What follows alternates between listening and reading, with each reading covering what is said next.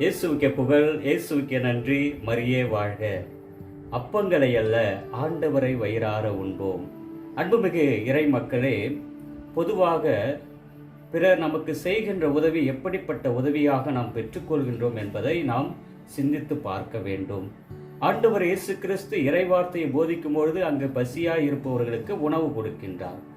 அங்கு 5 அப்பங்களை 5000 பேருக்கு அவர் பரிமாறச் செய்கின்றார். இந்த அப்பங்களை வெறுமனே உடல் பசி ஆற்றுவதற்காக கடவுள் கொடுத்தார். இந்த உடல் பசியை ஆற்றுவதன் வழியாக ஆன்மீக பசி அவர் ஆற்றுகின்றார்.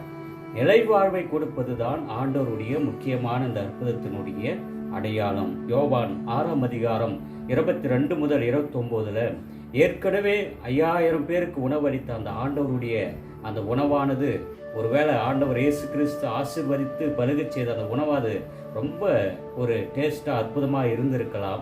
அதற்காக அந்த மக்கள் இயேசுவை பின்பற்றினார்களா என்று தெரியவில்லை. ஆனால் உண்மையினுடைய விளக்கம், அடையாளத்திற்காக அலைந்து திரிந்த மக்களாக என்ற நற்செய்தியிலே இயேசுக்கு பின்னாலே ஓடிச் செல்கிறார்கள். அப்பொழுது ஆண்டவர் இயேசு கிறிஸ்து அடையாளத்திற்காக, இறை விசுவாசமற்ற அழிந்து போகக்கூடிய அந்த உணவிற்காக நீங்கள் அலைய வேண்டாம், மாறாக என்றுமே அழியாமல் நிலைவாழ்வு கொடுக்கின்ற அந்த உன்னதமான இறைவார்த்தையின் மீது தாகம் கொள்ளுங்கள்.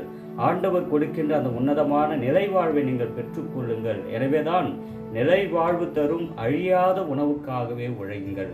அந்த நிலைவாழ்வு தருகின்ற அழியாத உணவு தான் ஒவ்வொரு நாளும் திருப்பலியின் வழியாக, திருவுடல் திரு ரத்தத்தின் வழியாக கடவுள் தம்மையே கையளிக்கின்றார்.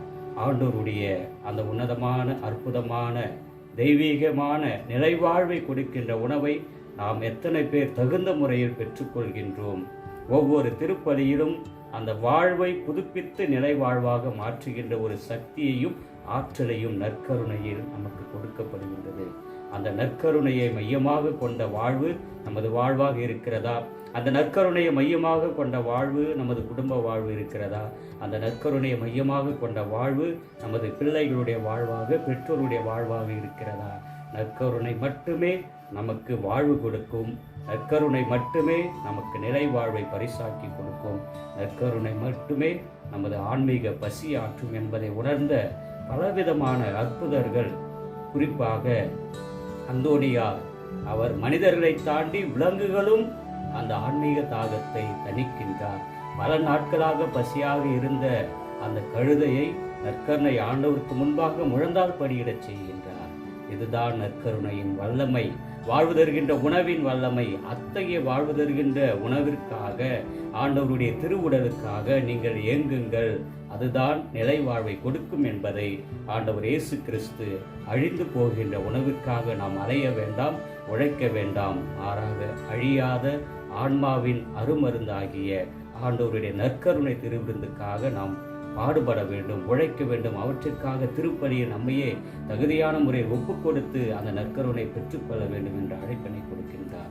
அன்புமிகு இறை மக்களே, நற்கருணை ஆசீர்வாதம் வேண்டிய நேரத்தில் ஜெபிப்போம். என்றும் வாழும் எல்லாமல்ல இறைவா, உமது தெய்வீக உணவை திருவிருந்தாக, நற்கருணை விருந்தாக எமக்கு அளிப்பதற்காக நன்றி செலுத்துகிறோம். ஆண்டவரே, உடைய திருவிருந்தை, திருவுடலை, திரு ரத்தத்தை உட்கொள்கின்ற நாங்கள் ஒவ்வொருவரும் எல்லா விதமான அருள் வரங்களும் ஆசீர்வாதங்களும், உடல் ஆன்மீக சுகங்களை பெற்று தொடர்ந்து நற்கருணையின் மீது எங்களுக்கு ஆழ்ந்த பக்தியையும், தொடர்ந்து நற்கருணையின் மீது எங்களுக்கு ஆன்மீக தாகத்தை ஏற்படுத்தி செய்ய வேண்டும் என்று உம்மை தாழ்மையுடன் மன்றாடுகிறோம். இயேசுவுக்கே புகழ், இயேசுவுக்கே நன்றி, மரியே வாழ்க. நற்கருணையை நம்புவோம், நலம் பெறுவோம். ஆமென்.